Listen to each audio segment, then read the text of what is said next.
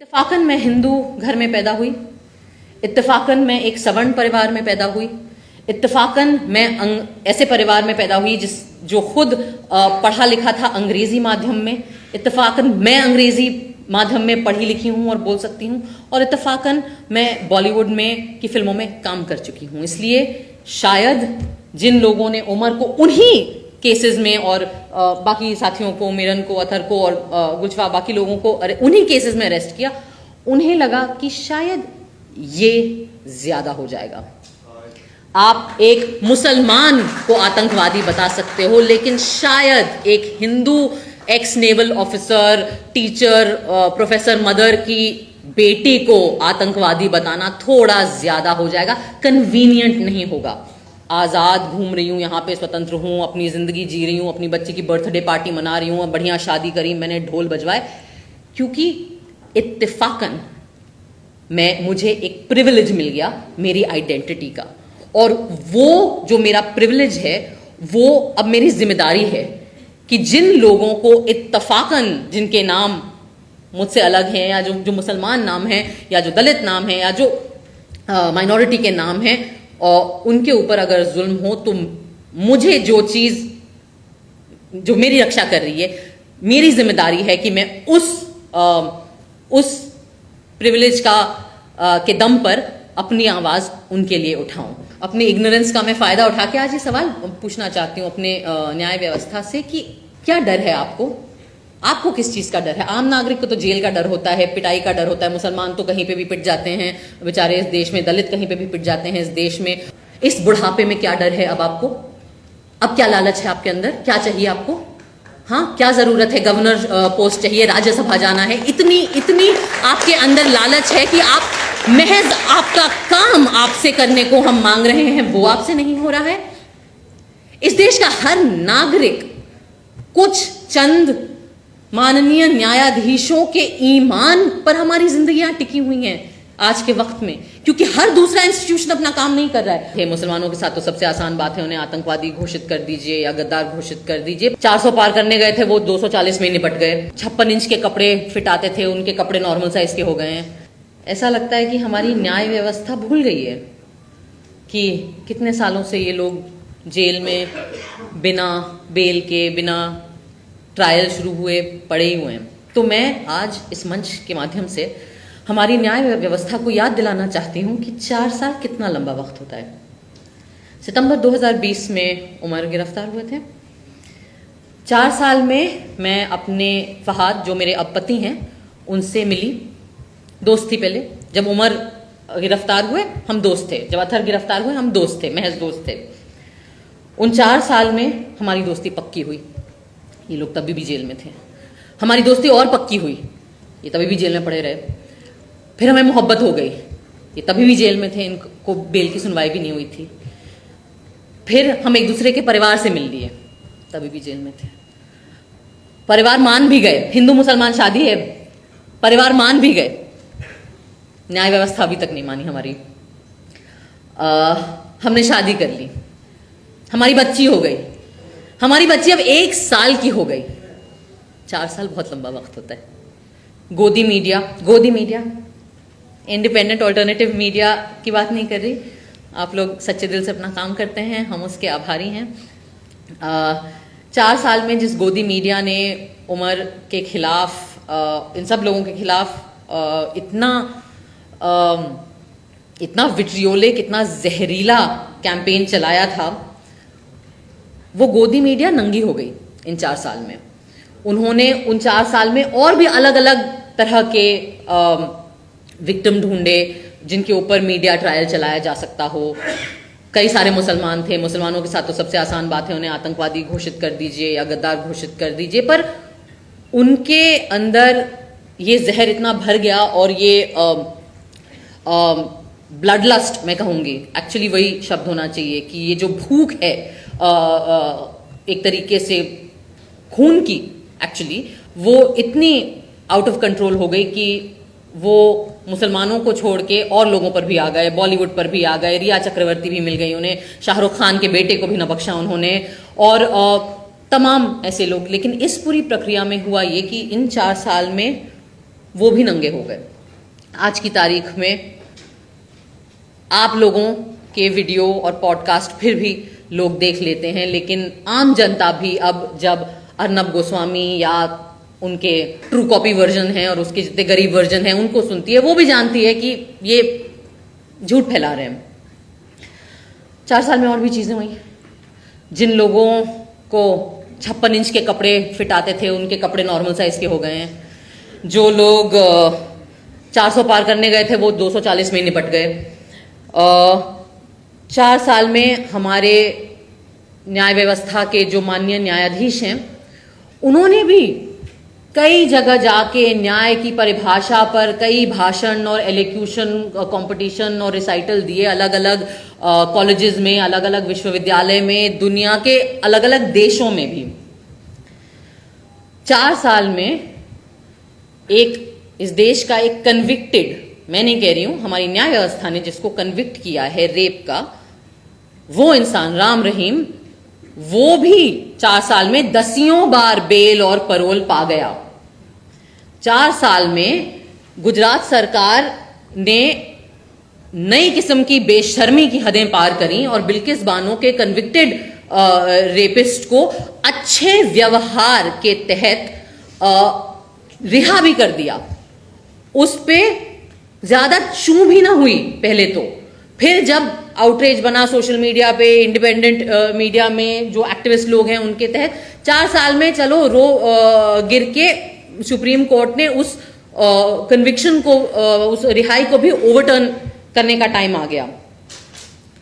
लेकिन 4 साल में हमारी न्याय व्यवस्था को इतना वक्त नहीं मिला कि जिन लोगों को, और खास करके वो चुनिंदा लोग, मैं उस पर भी आना चाहूंगी कि जिन लोगों को झूठे इल्जामात तहत, और जो सबको पता है क्योंकि वीडियो एविडेंस है, आज की डेट में अलग अलग मीडिया पे काफी सारा एविडेंस है, झूठे इल्जामात के तहत गिरफ्तार किया गया, उनके खिलाफ, कई लोगों के खिलाफ ट्रायल भी उन्होंने शुरू करने का वक्त उन्हें नहीं मिला। आज जो मेरी बातें हैं, मैं वो हमारे देश की न्याय व्यवस्था से इसीलिए करना चाहती हूँ क्योंकि इस रूम में जो लोग हैं वो तो आधे लोग तो परिवार वाले हैं, वो खुद पीड़ित हैं इस नाइंसाफी के। बाकी लोग जो एक्टिविस्ट हैं, उन बेचारों की तो जिंदगियां गुजर गई आवाज उठाते उठाते। पर मैं आज ये सवाल जो है और ये बातचीत एक दूसरे से नहीं, मैं आप लोगों के माध्यम से ये बातचीत हमारी न्याय व्यवस्था से करना चाहती हूँ। हमारे देश में इक्वालिटी बिफोर द लॉ ऐसा माना गया है कि हमारा संविधान हमें ये हक देता है कि इस देश में जो न्याय व्यवस्था है, जो लॉ है, उसके सामने सब लोग बराबर हैं। पर ये बातें सिर्फ ऐसे शब्दों में बोल के अच्छा महसूस कर लेना या ये मोटी मोटी किताबों में इसके ऊपर व्याख्या करना काफी नहीं होता है। इक्वालिटी बिफोर द लॉ का कोई मतलब नहीं है अगर equal treatment before the law नहीं होगा। मैं आज आपसे एक बात शेयर करना चाहती हूँ, आई डोंट नो कितने लोगों को पता होगी। जिस केस में उमर जेल में है अभी, या वन ऑफ द केसेस जिसमें उमर जेल में है अभी, उस केस में कई पिटिशन दाखिल हुए थे, उनमें से 2-3 में मेरा भी नाम था, क्योंकि जिस तरीके से CNRC में उमर अलग अलग जगह पे जा रहा था, हम लोग, कई लोग जा रहे थे अलग अलग जगहों पे भाषण देने और बात करने और अपनी राय रखने, हम भी गए, मैं भी गई थी।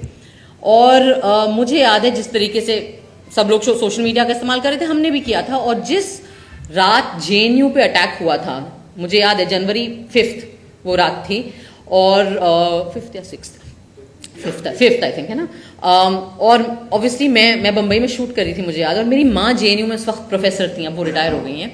और मैं ऑब्वियसली बहुत परेशान थी, और मैंने कई ट्वीट करे लोगों को बताते हुए, क्योंकि JNU के स्टूडेंट्स हम लोगों को मैसेजेस कर रहे थे, वीडियोस भेज रहे थे, और मैं वो वीडियोस पोस्ट करके कह रही थी कि JNU में ये हो रहा है, सड़कों पे आइए, आप लोग सड़कों पे आइए, पीसफुल JNU के गेट पे आइए, वहां इकट्ठा होइए। तो जिस तरीके का क्लिप उमर का सर्कुलेट हुआ था, जिस पर फाइनली उसके ऊपर अरेस्ट हुआ, उस तरीके के मेरे ट्वीट्स को भी लिया गया था।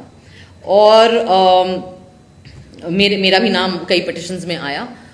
और जैसा कुणाल ने कहा, आई सपोज ये मेरे एक्सीडेंट ऑफ माई बर्थ जिसको कहते हैं, कि इत्तेफाकन मैं हिंदू घर में पैदा हुई, इत्तेफाकन मैं एक सवर्ण परिवार में पैदा हुई, इत्तेफाकन मैं ऐसे परिवार में पैदा हुई जो खुद पढ़ा लिखा था अंग्रेजी माध्यम में, इत्तेफाकन मैं अंग्रेजी माध्यम में पढ़ी लिखी हूं और बोल सकती हूं, और इत्तेफाकन मैं बॉलीवुड में की फिल्मों में काम कर चुकी हूं। इसलिए शायद जिन लोगों ने उमर को उन्हीं केसेस में और बाकी साथियों को, मिरन को, अथर को और गुजफा बाकी लोगों को उन्हीं केसेस में अरेस्ट किया, उन्हें लगा कि शायद ये ज्यादा हो जाएगा। आप एक मुसलमान को आतंकवादी बता सकते हो, लेकिन शायद एक Hindu x naval officer, teacher, professor mother की बेटी को आतंकवादी बताना थोड़ा ज्यादा हो जाएगा, कन्वीनियंट नहीं होगा हमारी मीडिया के लिए। उसमें शायद ऐसा हो सकता है कि आप जो झूठ, जो जहर फैलाते हैं वो लोग नहीं सॉलो करें बाकी उतनी आसानी से। तो मुझे अक्सर लोग बोलते हैं कि क्यों तुम इतना चपड़ चपड़ बोलती हो, तुम चुप क्यों नहीं रह सकती हो, तुम्हें अपनी फिल्मों में काम करने में तुम क्यों संतुष्ट नहीं हो, तुम्हें क्या जरूरत है कि हर मुद्दे पे, हर ऐसे सामाजिक मुद्दे पे, पॉलिटिकल मुद्दे पे, न्याय के मुद्दे पे तुम अपना मुंह उठा के बात करती हो। और मेरा जवाब हमेशा यही होता है, क्योंकि मैं इसलिए आज आज़ाद घूम रही हूँ, यहाँ पे स्वतंत्र हूँ, अपनी ज़िंदगी जी रही हूँ, अपनी बच्चे की बर्थडे पार्टी मना रही हूँ, बढ़िया शादी करी, मैंने ढोल बजवाए, क्योंकि इत्तेफाकन मुझे एक प्रिविलेज मिल गया मेरी आइडेंटिटी का, और वो जो मेरा प्रिविलेज है वो अब मेरी जिम्मेदारी है कि जिन लोगों को इत्तेफाकन, जिनके नाम मुझसे अलग हैं, या जो मुसलमान नाम हैं, या जो दलित नाम हैं, या जो माइनॉरिटी के नाम हैं, और उनके ऊपर अगर जुल्म हो, तो मुझे जो चीज जो मेरी रक्षा कर रही है, मेरी जिम्मेदारी है कि मैं उस प्रिविलेज के दम पर अपनी आवाज उनके लिए उठाऊं।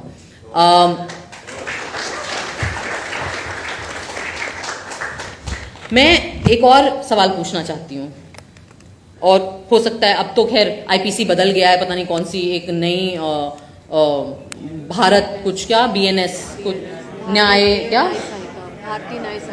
भारतीय न्याय संहिता आ गई है। मैंने उसके पढ़े नहीं है क्या क्या उसमें रूल हैं, तो अब मुझे पता नहीं कि अगर अगली चीज जो मैं बोलूंगी उसमें कोई ऐसे कुछ केस बन जाएगा, बन भी सकता है। हमारे देश में आजकल कमाल तो ये है कि किसी भी बात पे केस बन सकता है और हो सकता है आपके ऊपर। मैंने कहीं पढ़ा था कुछ महीने पहले, और बूनू ने भी मुझे बताया था कि उमर की एक डेट आने वाली थी बेल की, और उसके पहले ही जो न्यायाधीश थे जिन्होंने सुनना था वो केस, उन्होंने अपने आप को रेक्यूज कर लिया। तो पहले तो मुझे समझ नहीं आया कि रेक्यूज क्या होता है, मैंने ये वर्ड पहले सुना नहीं था, तो मैंने उसको गूगल किया, और तो उन्होंने ऐसे अपने आप को निकाल लिया उसमें से कि नहीं, मैं नहीं समझता कि मैं काबिल हूं कि मैं ये केस सुन सकूं। क्यों काबिल नहीं हुआ? बड़ी पढ़ाई लिखाई करी होगी आपने जज बनने के लिए, कई सालों से आप आई एम अज्यूमिंग हमारे ही टैक्स के पैसों की तनख्वाह आ रही होगी आपको, हमारे ही टैक्स के पैसों से जो घर बनते हैं सरकारी, उनमें आप रह रहे होगे, हमारे ही टैक्स के पैसों से जो पर्क्स आपको मिले हैं उन पे आपकी जिंदगी कंफर्टेबल है। तो आपको क्यों ये हक है अपने आप को रिक्यूज करने का अपनी जिम्मेदारियों से? क्या ये हिंदुस्तान के नागरिकों के साथ गद्दारी नहीं है?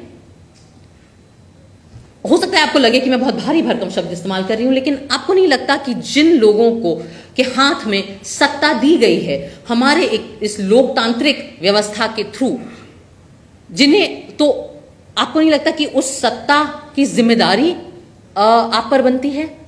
आपको नहीं लगता कि जो प्रिविलेजेस आपको मिले हैं अपनी पोजीशन की वजह से कम बेसिकली आपको सिर्फ इतना कहा जा रहा है कि आप अपना काम करें, आप केस पढ़ें, आप अपनी बुक्स देखें, आप अपना कॉन्स्टिट्यूशन देखें, आप जो भी आईपीसी देखें, और आप उसके ऊपर डिसाइड करें। इसका आपको वक्त नहीं मिल रहा है। कपिल सिब्बल साहब ने कहा कि मुझे 20 मिनट दे दीजिए, आपको 20 मिनट नहीं मिल रहे। माननीय प्रधानमंत्री के साथ आपको गणेश पूजा करने का बहुत वक्त मिल गया था, पर अपना काम करने के लिए 20 मिनट नहीं मिलते हमारे न्यायाधीशों को। एक जस्टिस थे, शायद उनका नाम बोपन्ना जी था, उन्होंने कहा मुझे 2 मिनट लगेंगे उमर का केस में वर्डिक्ट सुनाने में। बड़ी अच्छी बात है, बड़ा आपने सीना ठोक के दावा कर दिया, तो 2 मिनट नहीं मिले आपको। मैं इसलिए ये सवाल पूछना चाहती हूँ कि अक्सर हम